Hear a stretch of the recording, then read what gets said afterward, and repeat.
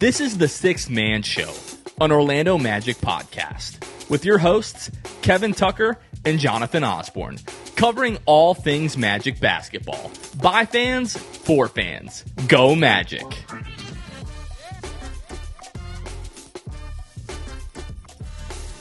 What's going on, Orlando Magic fans? You guys are back with the Sixth Man Show. Today is August 7th, 2025. Jonathan Osborne here, as always, joined by my co-host, Kevin Tucker. Kevin Tucker, after like a few days off, we kind of got a little break there. How we doing? How we feeling? Doing pretty well. I'm excited to get back to talking to Magic basketball. You know, anything but Magic mailbag is fun. The second annual one was very fun, but it's good to be getting back to Magic basketball. I had a friend of mine who lives in Orlando who I guess, you know, has some sort of family member who's a Magic fan. And he was like, hey, Kevin, what's the name of your podcast? I want to tell my friend to listen to it. And I was like, well, it's the Sixth Man Show, number one. Number two, tell him maybe don't listen to the last two episodes if he wants Magic content. He's be like, what the heck is this? But no, it was a lot of fun. You what? At least not first. Like maybe that's not the best introduction to the show, you know, necessarily. But yeah, we appreciate everybody's, questions, obviously, and tuning in and listening. And like the feedback is always super fun. So appreciate that. But we're right back in the swing of things here. Magic basketball from here on out until next year. And then obviously we'll do that again. A little bit of I don't necessarily want to call it a fun episode because it's not really the kind of fun that usually I envision when I think of Magic basketball. But today, we're going to have the conversation of like what could go wrong. We've spent basically almost 2 full months since Father's Day talking and like building up and just flat out glazing the Orlando Magic and just been talking about sunshines and rainbows and trophies and parades and all the things that, you know, could be really awesome from this. But we haven't really spent a lot of time talking about the other side of things, like what could go wrong and kind of what could get in the way of this team accomplishing what they want to and really what we should expect that they can. Yeah, exactly. It's going to be a glass half empty type of episode, which is, you know, we don't try to do it very often. I don't mean that in a bad way, but it is good to take a step back and go, okay, we're excited and we're still going to be excited, but let's think about what could happen and let's just mentally prepare yourselves. You know, what is it? Hope for the best, expect the worst, or something like that. This is an expect the worst episode, but I think it's going to be good to kind of put those glasses on, I guess, and kind of help us prepare for the season, which, by the way, we're into August now. You know, the last time we recorded was July. We're into August. So we're now in the 2-month window away from preseason basketball. I'm excited about that. If it sounds like a long way away, but the schedule should come out next week. If, you know, history is any indicator, obviously it's a little bit different this summer because of the new TV deals. So maybe they won't release it, but should be next week sometime. So that'll be huge. Obviously we had the announcement of the European tour and everything. So we got part of the schedule figured out, but things are slowly taking shape. Season's around the corner and I'm definitely excited for it. Yeah, I'm really at the point of the offseason in the summer where I need the schedule to come out so we can pour over that. That'll give us, you know, obviously some content, but a couple of days to get our minds off of, man, like the season so far away and kind of the dog days of summer. And when I think about the fact that the Desmond Bane trade and Father's Day, like what we're talking about here, was already 2 months ago. Like if we just do that same amount of time again, now I do think this next 2 months is going to feel longer than the last 2 months because we had like a solid month there of like the Bane trade, the draft, summer league, everybody just kind of like, what was that? The rebrand. Yeah, the rebrand as well. Like, and everybody just hyping up the Magic. So that's been a lot of fun. And we're not going to get so much of that.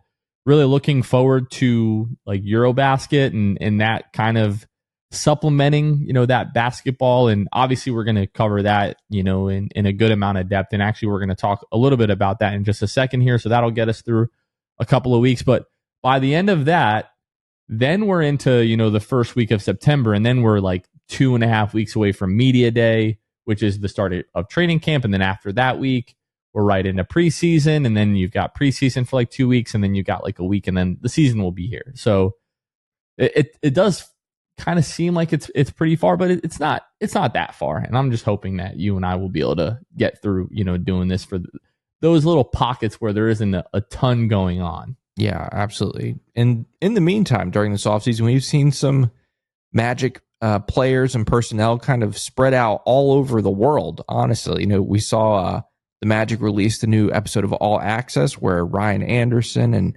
Shelley Wilkes and some other people from the Magic organization were over in Germany, for the whole event there, getting ready for the big game in Berlin in January. That was really cool.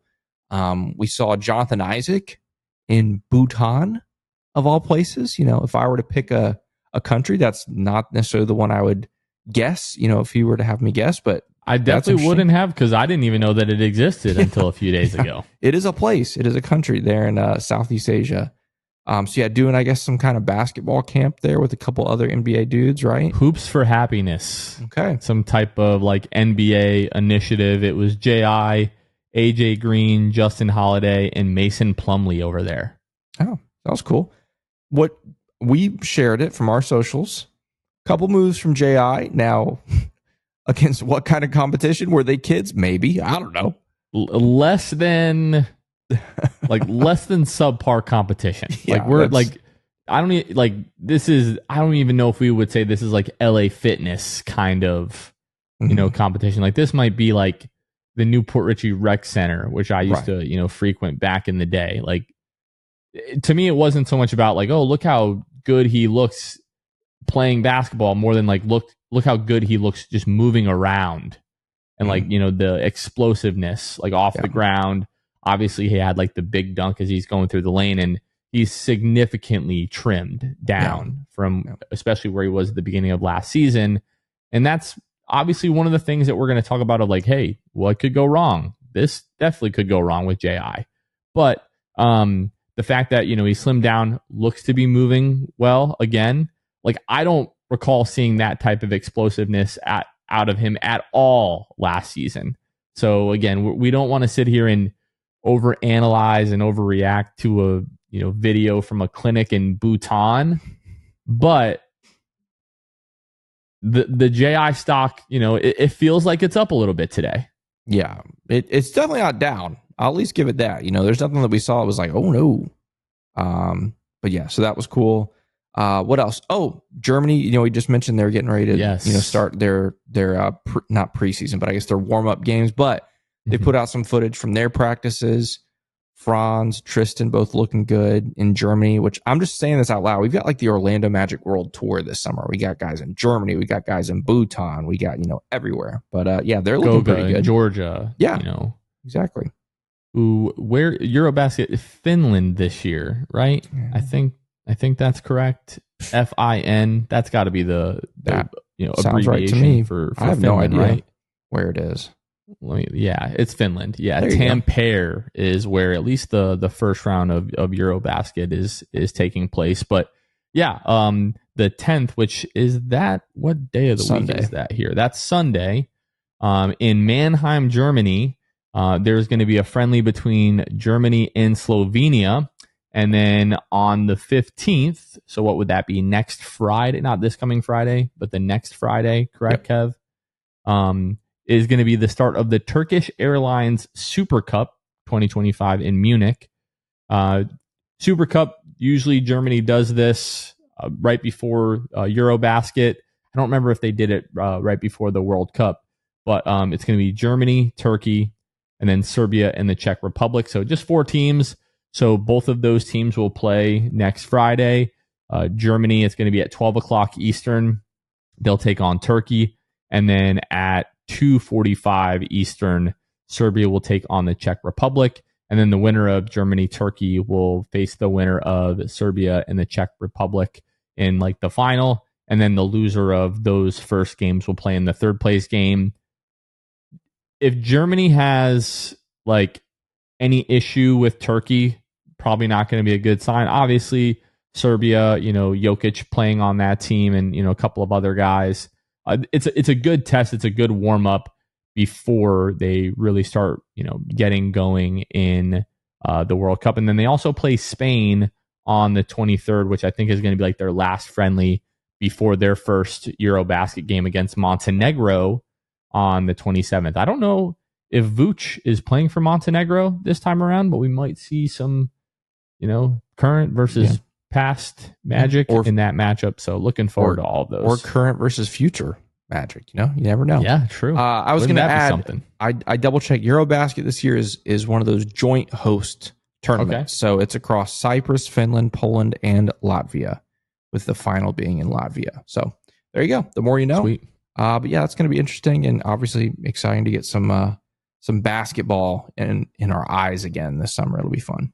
Yeah, we got I don't want to say tagged. A lot of people sent us the clip that Deutschland Basketball posted earlier today of Andy Obst, who looks like he's been in the gym a little bit. Like he's inbounding the ball, inbounds it to Franz, and then Tristan's actually guarding Franz, and Franz hits like this tween crossover, like step back into a three that goes in. Everybody's like, look, no hitch. Like the off the dribble stuff for Franz has always looked pretty smooth. Yeah. It's the catch and shoot stuff that has really been the problem. And I was like, come on, just give us one more clip, like them shooting threes after practice or something like that so that we can get eyes on Franz. But he looks good. It looks smooth. That jumper looked fluid. But really, we should be keeping our eyes on what the catch and shoot stuff looks like. And we're going to talk about Franz as another, like, hey, what could go wrong, at least in my mind. Yeah. But, like, we see him knock down a couple of, corner threes in Eurobasket with like no hitch, and it looks really fluid and confident. And we're going to have some conversations. Yeah, of course. Some overreactions, of course, but yeah. Yeah.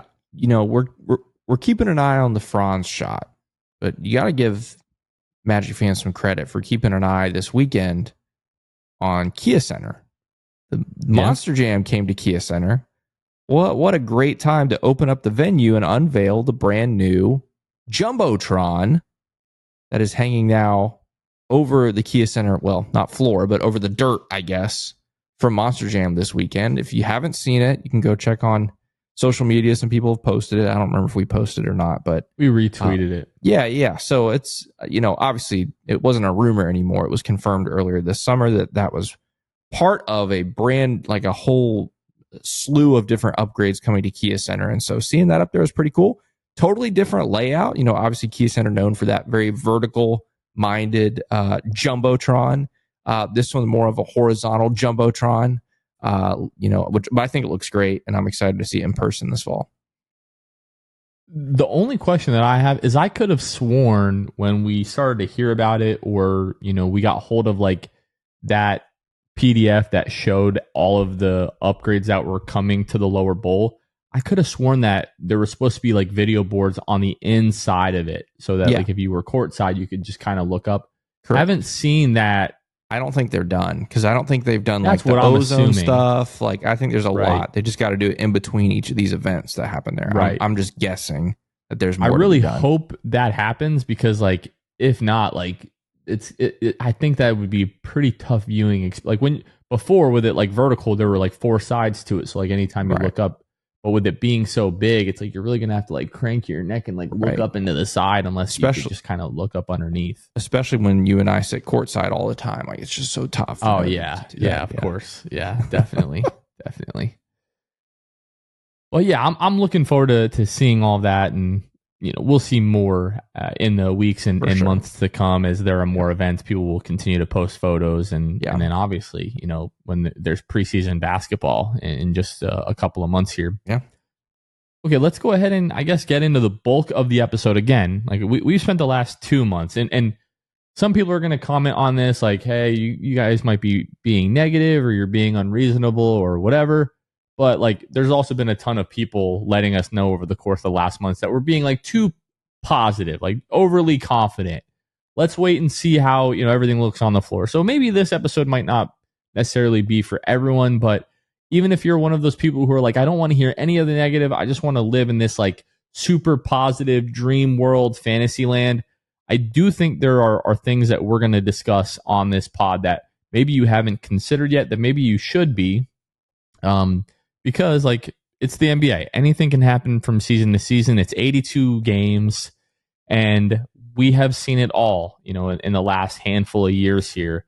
So just thought it would be helpful and a good idea at this point of the offseason to go through and just talk about like, hey, what could go wrong kind of thing, So Kev, why don't you go ahead and get us started? Like, what are one of the things that you think could go wrong with the Magic this season? Yeah, so there's a couple. I mean, I've got obviously a list here, and I don't know if I'm going to pick a specific order, but I am going to start with the first one. That this is the one that has weighed on me the most this offseason. Like when I look at this roster, when I look at the moves we made this summer, as great as many of them were, there's still one glaring thing for me, and it's a coin toss. It's a coin flip, right? Like I just don't know how this is going to go. I'm a little concerned for it, and it is the depth at specifically like the guard and wing position, right? Magic signed Tyus Jones.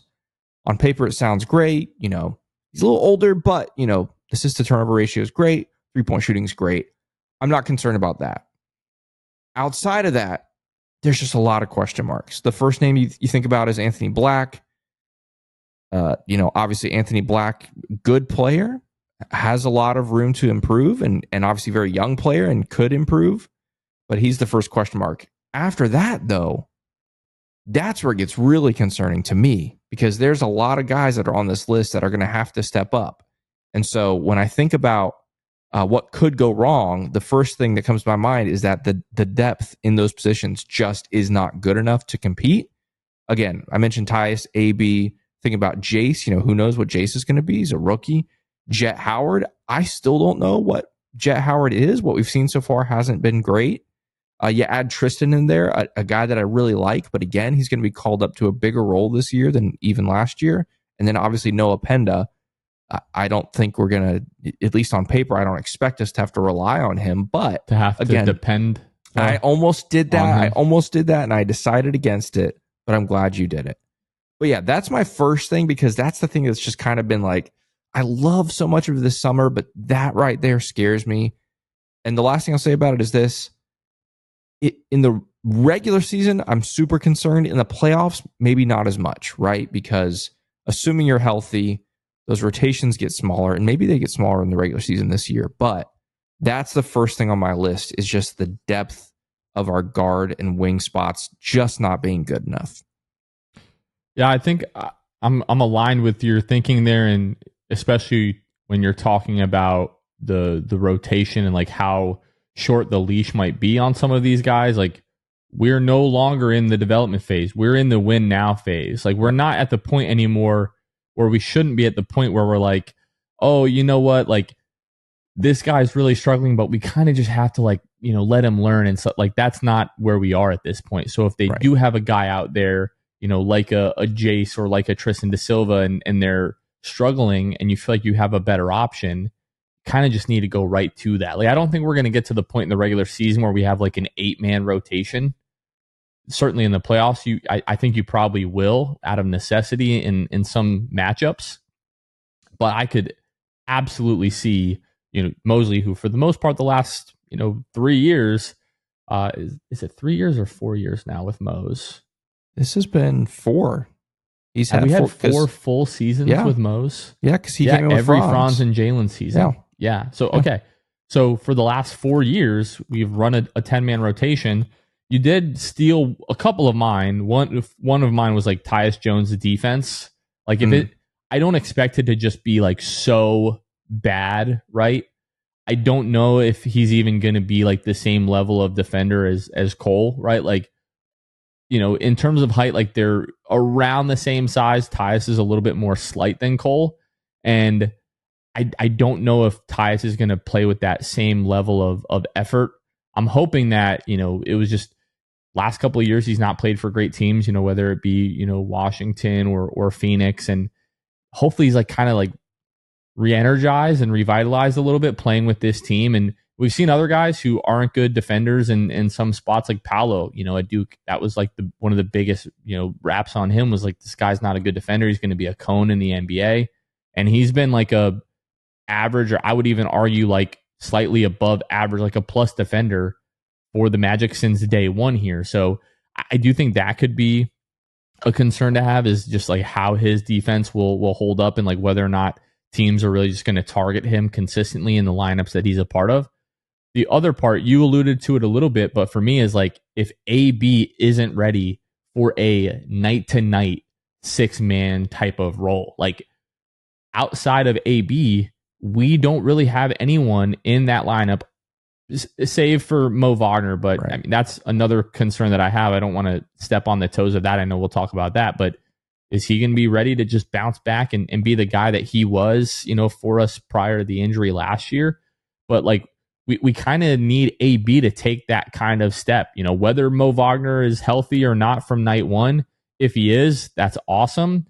But especially if he isn't, we need AB to be that level of player this year. Like, he's now going into his third year and is showing flashes, obviously, but we just need him to be consistent. Like, Jamal Mosley talked so many times last year about AB and his energy and aggression kind of being one of the X factors for the Magic. And we need him to be that. I've had some conversations with people, comparing like Jalen Suggs to Anthony Black and like, what you see their ceilings being. And for me, one of the biggest things right now is like, we know what Jalen is going to be every single night, whether or not the shots are going in or whether he's making a ton of plays offensively. We know that he's going to bring 150% effort defensively, playing like his hair is on fire, bringing energy and bringing that edge to the rest of the team. Wow. I saw the face that you just made when I mentioned his hair. That was uncalled for. We're going to move right past that. But my problem right now with AB is like, we know he can be that good every single night. It's just like, is that guy going to show up or not? And that just cannot really be a question for the Magic and for him at this point. Like, he's a guy the Magic are going to have to make a decision on pretty soon as to whether or not they want to pay this guy, right, or are they going to let him test like restricted free agency, or are they just going to, move him for, another piece? Maybe you can talk somebody into saying, hey, like, this kid's still young. He's still got a lot of potential. Give us like one of your proven pieces. And like, that just needs to not be a question for AB this year. Right. I will say, I know we're doing, potentially bad outcomes and what could go wrong, but if there is a bit of a silver lining to that whole Anthony Black thing, it's that the addition of Desmond Bane, at least in theory, on paper, does allow Anthony Black to have a little bit less pressure offensively. And what I mean by that is, we've talked about it a few times on the show, I just don't expect there to be times this season where one of Paolo, Franz, Desmond Bane, and at least those three, but maybe even Jalen Suggs as well, one of those guys is on the floor at all times. If not two. Yeah, exactly. If not two. And I think that's also part of a solution to your depth concern. Right. Exactly. Yeah, that's fair. Yeah, the whole Anthony Black thing, like, if that is the case, if at least one, but maybe even two of those guys are on the floor at all times, then we just need Anthony Black to be a solid, I don't want to say role player, but almost like a glue guy, right? Like, he's got the whole bag of tricks. There's a lot he can do. And so sometimes that means we're going to need some offense. Sometimes it means we're going to need him to initiate the offense and distribute. And we always need his defense and all those kinds of things. So I think it relieves the pressure a little bit off of him. However, there's still pressure, right? Like, he still is going to have to perform if this team is going to live up to the expectations that we hope to have this season.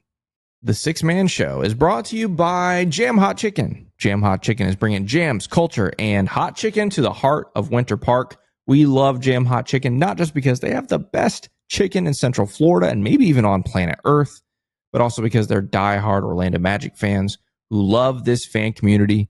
You can check them out on social media at Jam Hot Chicken or visit their website, jamhotchickenfl.com, to access the menu, music playlists, and all things Jam Hot. Do all that if you want to do a little investigating before you go see them in person at 400 West New England Avenue, Suite 13 in beautiful Hannibal Square there in Winter Park.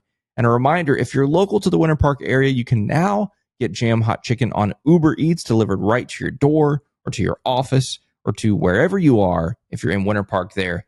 And highly recommend it. Again, Jam Hot Chicken is the best. If you go, you won't regret it. And when you do, just let them know that the Six Man Show sent you. This episode is also brought to you by Jamel Miller, Jay, Debo 1980, Maria, and Michael Salapong. These are some of our Hall of Fame and elite tier patrons who went to patreon.com/the Six Man Show, where for as little as $2 a month, you can help support the show and our mission and vision and everything that we do here. Whenever we have brand new patrons, we give them a very special shout out. And then, like you just heard a moment ago, we shout out some of our Hall of Fame and elite tier patrons each and every episode. So whether you've been a listener for a little bit or a lot of it, if you like what we're doing here and want to be part of the mission, which our mission is to grow this Orlando Magic community and fan base and raise up a whole new generation of Magic fans. If you like what we do and you want to be a part of it and help us do what we do, which we literally can't do any of this without your financial support, head on over to patreon.com/the Six Man Show and join whatever tier makes the most sense for you. Every little bit helps, and we appreciate and love you all so much. And now let's go ahead and get back to the episode. All right, I guess I'll go next. Yeah. I have a few health questions that, of course, everybody's going to say, like, oh, of course, health is like the big question. But like last year, when we talk about health and everything that went wrong, like we have to address the fact that the Franz and Paolo injuries were such like kind of freak, bizarre injuries. Like the last time that somebody had an oblique injury before Franz and Paolo was Cole Anthony. I think it was like the 2022 or 2021 season. Like the last NBA player that had happened to also so happened to be on the Magic, but we hadn't had a NBA player have that injury in like multiple seasons before it happened to both of our guys in the span of a month.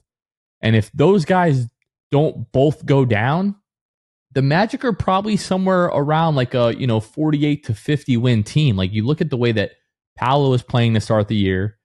If Franz does go down at some point, Paolo is playing so well that he's able to lift the team and just kind of keep everybody's head above water. And then we saw when Paolo went down how great Franz was that entire month of November, legitimately playing at an all NBA, MVP candidate type of caliber, player during that time. So I think we would have been just fine. And then not to mention, let's say, J.I., the minutes restriction, and Jalen Suggs still goes down, and Mo Wagner still goes down, and there's still the stuff with like Wendell, and then Goga's in the starting lineup. All that kind of stuff still happens. If Franz and Paolo are both healthy, which both of those guys have been the majority of their careers to this point, like the overwhelming majority, not just like 42 out of 82 games they're healthy. Like no, these guys have been playing 70 to 80 games a year. If both of those guys are healthy all last year, the Magic are a 50-win team, like regardless of the health outside of that. But the other ancillary pieces that we're going to count on, we are going to need to, for the most part, be healthy if we're going to get where we think we can go. If these guys aren't healthy that I'm going to mention now, the Magic can still be really good. I still think they could be a 50-win team if some of these guys miss some time. But if we want to talk about like maybe this team could get close to 60 and maybe they could be, the 1 or 2 seed in the Eastern Conference and make an Eastern Conference Finals or a Finals run, like these guys are going to need to be healthy. But when I look at Jalen Suggs, Wendell Carter, Jonathan Isaac, and a guy that honestly we really haven't talked much about, like the injury concerns, but a guy who has missed kind of chunks of the last few seasons is Desmond Bane. Like Jalen Suggs, if he either isn't healthy or isn't the same, like this is a guy who had like kind of a serious, knee cartilage type of injury that isn't incredibly prevalent, in the NBA. You just don't see it a ton. And a guy who does rely so much on that nonstop 150% motor and relies on his athleticism. If he isn't the same athletically, then kind of what does he look like? When we talk about Wendell, how many games is he going to play? Jonathan Isaac, how many games, how many minutes is he going to play? What if he doesn't exactly bounce back like we're hoping, and I wouldn't say expecting, but I think there's a reasonable expectation that he could. And then Desmond Bane, a guy who has missed, like 15, 20 games, 25 games a year, with various things. And there's stuff going on in Memphis, like, Ja being out and him having a bigger load, but like all of the health stuff that could go wrong. Obviously, we just saw it as recent as last year. Like those are things that could really affect this season. And but again, as long as like the main two guys are good, we should mostly be good. But if we're going to get where we really want to go, like everybody needs to have a pretty good season health wise. Yeah, and that's super important. And like those guys that you just mentioned, when we think about last year, the two big injuries, like you talk about the Franz and Paolo injuries, derailed us. But also the thing with those guys is historically, they just aren't super injury prone, right? That's also part of this. Like, it's just not been their history. Those guys that you just listed, though, it's been a recurring trend. And then I'd even add Mo Wagner to the list, by the way. Obviously, we know he's going to come back from the ACL at some point, but even before, what was it, 23-24, he had a perfectly healthy season. But before that, hadn't really had one. I don't want to say he hadn't been healthy. He hadn't played a lot of games consistently. Sometimes it was because of health. Sometimes earlier in his career, he just wasn't seeing playing time. So regardless, peaked at 80 games played in 23-24 in the last season, had the ACL. So all I had to say, we got a lot of guys on this team with some injury history. And so all it takes is for one or two or three of those to have some of those things reoccur. And then again, it goes back to the depth thing that we talked about earlier. That's where things can potentially get a little bit dicey. But yeah, that's going to be very interesting to watch as well. For me, where do I want to go next? I think I'd like to go. I'll also add, by the way, the Mo Wagner thing. We can go there next because that is injury related. Like, part of it is, what if he doesn't come back as early as we'd like? Obviously we don't know when that's going to be. We've heard rumblings of all kinds of different things, but we don't know for sure. When is he going to come back? How is he going to come back? Is he going to be 100%? What kind of minutes restriction is there going to be? Or does he come back and he's not ready and he has to sit for more? Like ACL, we've seen all kinds of different things. And so that's a big question mark for me. How is he going to return? How is that going to look? I think that's a big one we can add into the injury thing. And I think the other thing that people aren't talking about, like Mo Wagner was in the middle of the best year of his career. Like, what if even fully healthy, he just naturally regresses because, he was just having a really good couple of months. Like, how many times have we seen that in the NBA? Like, at one point I thought, like, is TJ Warren all of a sudden going to be like an all NBA kind of guy? Like, we've seen guys have these kind of stretches where they're really good and they just kind of regress back to their mean. Like, I don't think that's a very likely possibility, but especially with the injury, I don't think you could rule that out. Yeah. Next one I want to go to outside of injury. I want to take you back, Jonathan, to about 365 days ago, where the Orlando Magic had made a signing, and many of us, myself included, thought, wow, it's a perfect fit. Great upgrade to Gary Harris as the starting two guard alongside Jalen. Wow. Defensive menace, backcourt, which it was. I'm not going to take away from that. But he's also going to unlock the offense because he's going to knock down open threes and all these things. And then it didn't happen. And so my next thing that could go wrong, we have never seen Desmond Bane play with Paolo, Banchero, Franz, Wagner, Jalen Suggs, all those things. What could go wrong is Bane is a bust. And not that he's a bad basketball player. I don't think Kentavious Caldwell-Pope was a bad basketball player before coming to Orlando. But for whatever reason, things just didn't work. And until we see it with our own eyes, we don't know for a fact that Desmond Bane is going to work in Orlando. Do I think he's going to? Yeah, I do. He's got the track record to indicate that, but we've just never seen it. And so I think there's a world in which it just doesn't click. Who knows? It's possible. It just doesn't click. And then we have really, really big problems long term. But in the short term for this season, I think that's something to keep an eye on. Again, I'm not going to lose sleep over it. I don't think it's going to be a problem, but if you look at the grand scheme of things, the unknowns going into the season, that's a big one. We don't know for sure because we haven't seen it, but I would say Bane, a bust. Doesn't thrive like we hoped. That's a big, potentially bad what if. Well, I'm actually 100% regretting doing this episode now because that actually hadn't entered my mind whatsoever, that possibility. But no, you're welcome. I think that's like what we're talking about here. Like, obviously, it's a possibility. Anything is possible, right? But that's one of those like super unlikely, kind of things, right? But again, if we hadn't done this, if that's the case, literally everyone will have been wrong. Correct, but that's the thing. Like, I don't think I would have brought it up if it wasn't for the KCP thing, because we literally just did this last year, not to the same level, not to the same extent. Obviously, Desmond Bane is a better player overall than KCP. Better.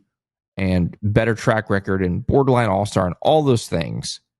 But I would say 90%, at worst 80% of Magic fans last summer were sitting here saying, wow, we just got so much better because we added this guy. And then it didn't work. For whatever reason, it didn't work. And so I think if that hadn't happened, I probably wouldn't have thought twice about it.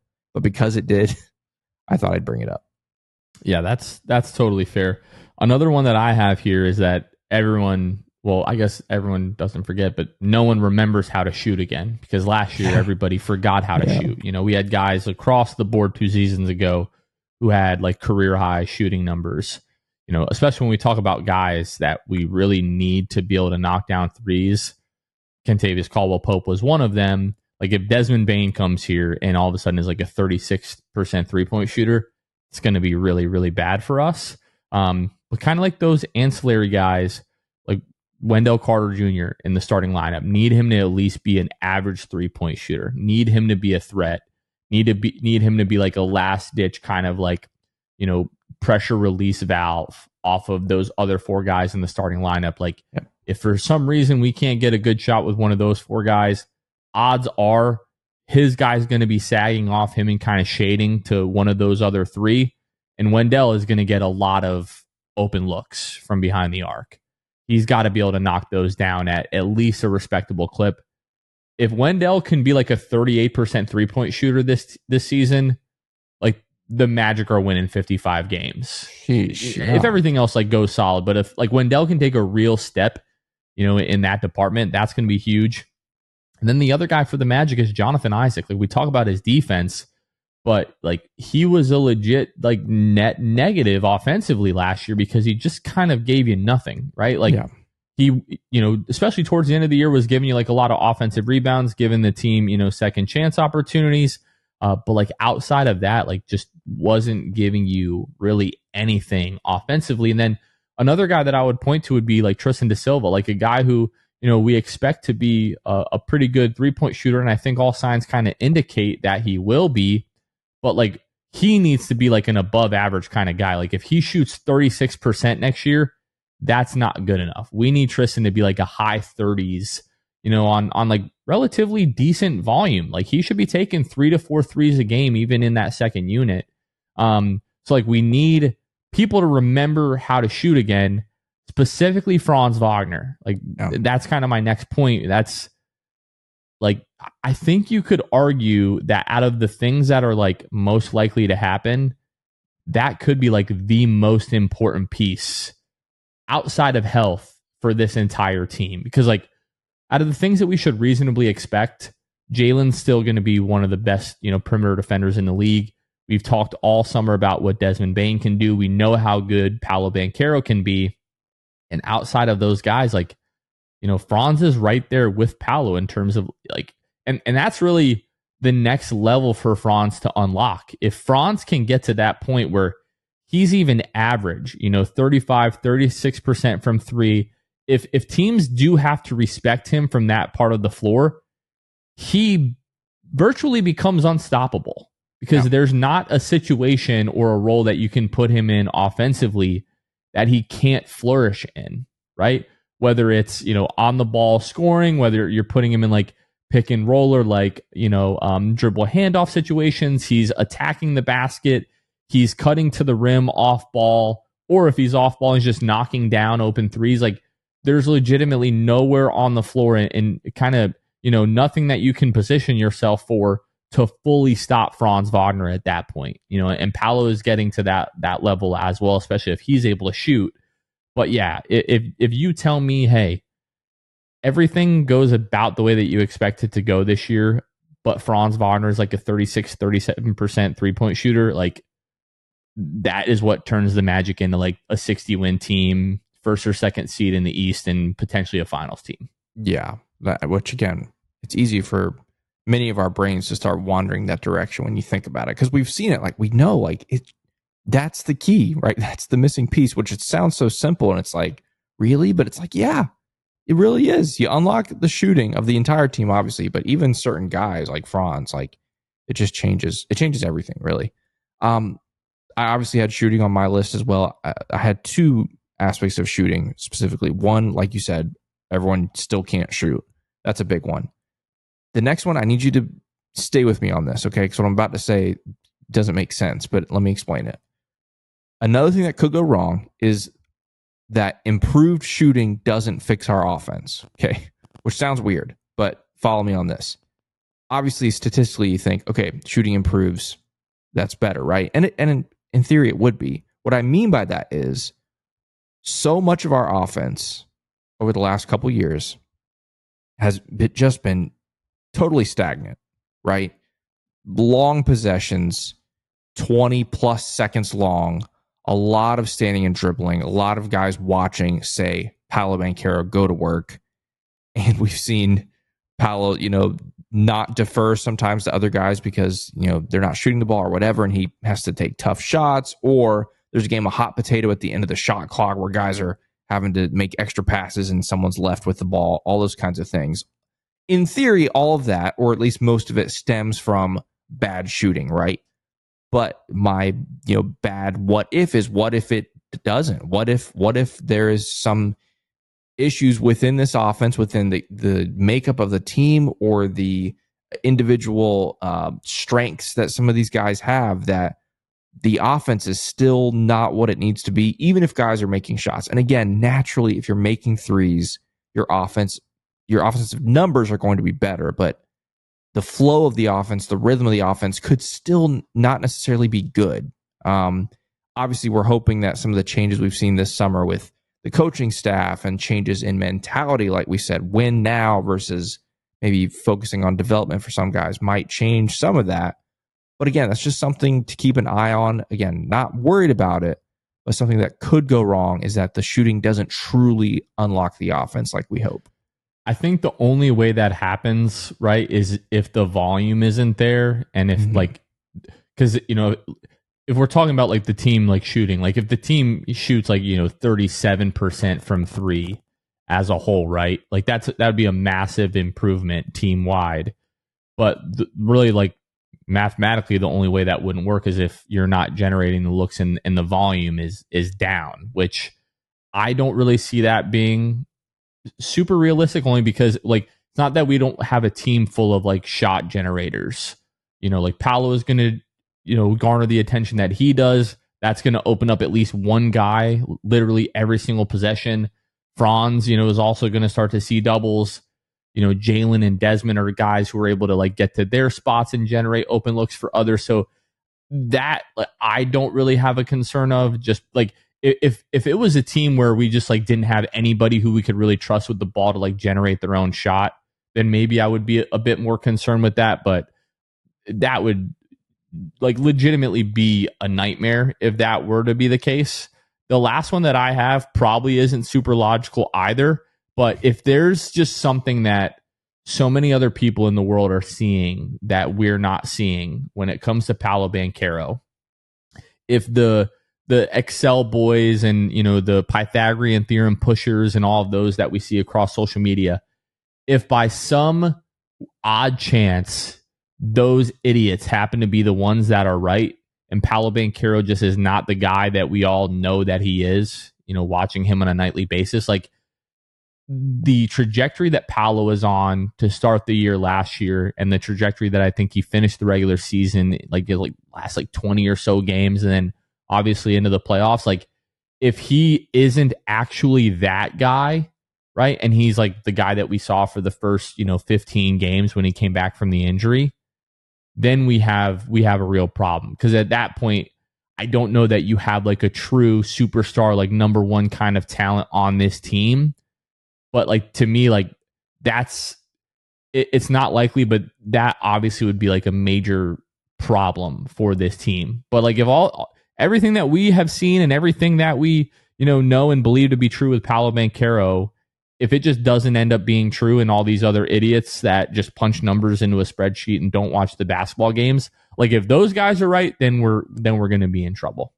Yeah, that would be like one of the worst case scenarios you could possibly have. Yeah, that's almost that'd be wild. I don't see that happening, but I left it for last because it's the most ridiculous one that I have. But I mean, like it is fair to say that if Paolo can't do more with the roster that's around him this year than in years past, I think that's a fair way to assess things. And I don't necessarily mean individually. I think if anything, there's a chance that Paolo's individual numbers could potentially actually take a hit this year, meaning there should be other guys scoring the basketball more this year than last year, in theory, right? And so in theory, maybe there's a world in which Paolo doesn't hit the same numbers statistically offensively, but you'd like to think the efficiency will be up and assists will be up and just the overall flow of the offense, like we talked about with the last question, should be up. But again, I think it's a fair way to assess him if he's not able to do more with this roster that's around him. I think that's fair.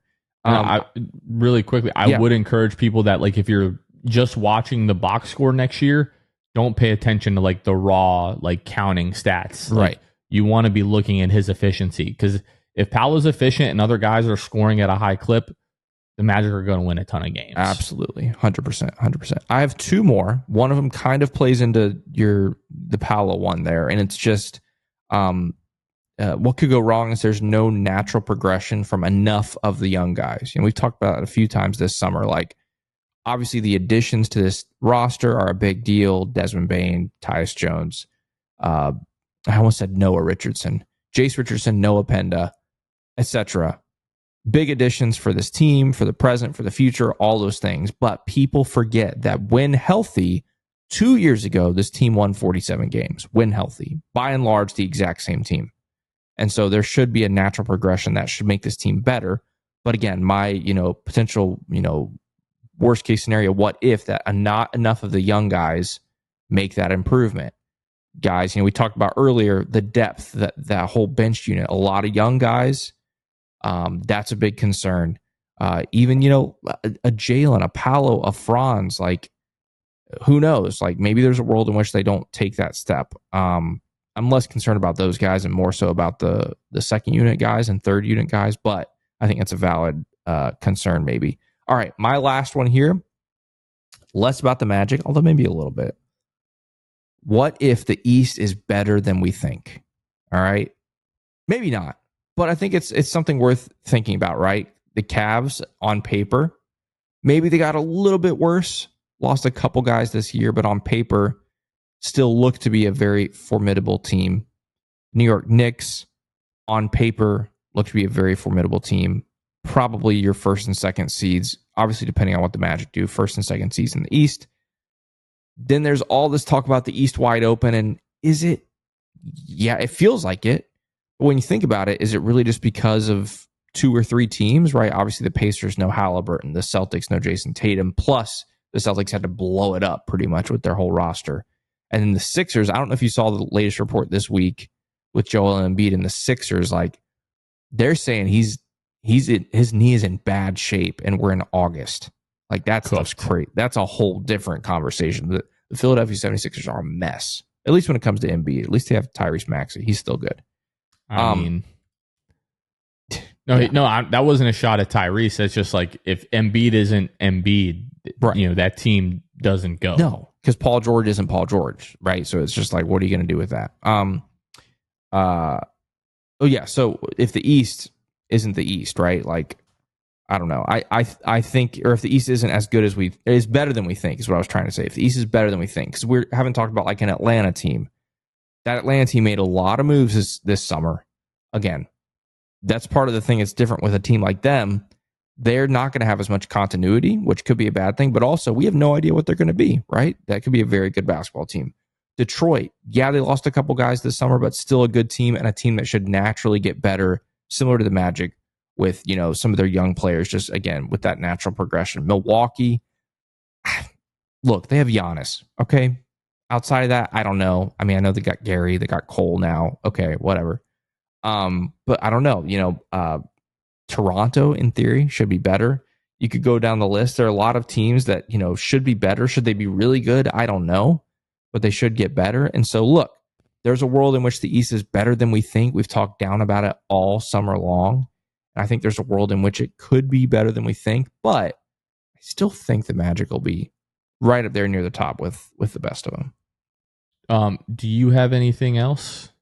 That's the end of my list. Do you have anything else with I'm your glad list I got that out of my system, because the Magic are winning 55 games, going to be at least the second seed in the Eastern Conference, making it to the Eastern Conference Finals. Everything's going to be great. Nothing that we just mentioned is going to happen. Yeah. Everything's going to be fantastic. Perfect season. Yeah. Because No other reason than because we deserve it. That's right. We definitely do deserve it. And look, again, all the writings, and maybe this is a good way to finish the episode, Jonathan. Like, the list of the things that we just said, the two of us, there's only one or two, maybe three, that I think actually have a chance of happening. And I don't even know if realistic or likely is a right phrase to use. Some of them, I just think the likelihoods are so slim that those things happen. And so I think that's a good thing. I think if we had done this in years past, we could have listed off a bunch of like, these things could go bad and the season's ruined. And the likelihood of some of those things happening would actually been pretty high. Obviously, I think the biggest ones are injuries. Obviously, that's a no-brainer. But outside of that, you feel pretty good about where things are going into this season, at least. I'll just stand on some of these takes that I have. I do think there's a regression back to the mean for the shooting. I think multiple guys are going to have better shooting years this year. Jalen Suggs, I do think is a fair question, just because like it's a significant knee injury, and he's a guy that does depend so much on his athleticism. I think that's a fair question. Obviously, like the Wendell health stuff is always going to be a question. The J.I. stuff, call me naive, call me, whatever you want. I think he's going to have a big bounce back season. I fully believe that the issue last year was the added weight that he put on. He's already looking slimmer. He's looking more explosive. The Desmond Bane thing, as long as he, is able to play 65 games, Magic are going to be just fine there. The Franz shooting, I do think it improves. I don't know that he gets right back to, 35, 36%, but if he's 33% this year, that's going to be a step in the right direction. I do think Paolo Banchero takes the leap into all NBA potential MVP conversation this year. And Mo Wagner, I just think that dude, nothing is going to stop that dude from getting right back to where he was. It might take a little bit of time. It might not be right away. But Mo Wagner is going to be a big contributor and is going to be really important to this team this year. So all of those negative takes, I'm giving you the opposite positive takes that I have here, and I'm standing on every single one of those. And I'll just also add, just not exactly related, but you inspired me by when you were talking about Mo. Today is August 6th. I mean, this is a stupid prediction, but I just had this vision now. Mosley's going to start Mo Wagner on January 15th in Berlin. Just so you know, it's going to happen. Brother. It's going to happen. Oh, brother. And tell me I'm wrong. He's going to. Oh, brother. Not only is Mo Wagner, no longer is Mo Wagner going to be. He's not just going to be back. He's going to be playing all that kind of stuff. That day, he's going to start. He's going to start in Berlin alongside his brother. Oh. Heck, they might start Tristan just for the heck of it, but it's going to happen, and it's going to be great. I can't wait. So anyway, that's all I have to say about that. I'm feeling all types of things right now that I can't describe right now. Our show would be off the airs permanently, but no, that would actually be absolutely freaking awesome, and I really do hope that happens. But I think we've, like I said, we got it out of our system. We talked about all the things that could go wrong. I'm just thinking about the positives. And looking forward, again, we got some Germany basketball coming up here in the next couple of weeks. Looking forward to figuring out how to watch all of that from here in the States, obviously. And then, we have Franz. We also have Goga, who's going to be playing for Georgia in Eurobasket. So we're going to be paying attention to that. And then hopefully, next week, maybe 2 weeks, we get the schedule. We can jump all over that. And then all of a sudden, it's like, hey, we got only a few weeks until media day, and then we're right back into the swing of things, Kevin. Absolutely. Looking forward to it. And like I said, just NBA, just go ahead and just put the schedule out next week like you usually do. Just throw it out there. We'll receive it. We'll go over it. It'll be fun. Looking forward to that. Okay, we're going to put a wrap on this one. You all have been listening to the Sixth Man Show. For Kevin Tucker, this has been Jonathan Osborne, and we will catch you guys next time. See ya. Thanks for listening to the Sixth Man Show. Be sure to subscribe on iTunes and Spotify to get new episodes downloaded directly to your phone. If you enjoyed the show, please take a minute to give us a 5-star rating and a review. It helps out the show a lot. Follow us on Twitter, Instagram, and Facebook at Sixth Man Show. We'll catch you guys next time. Go Magic!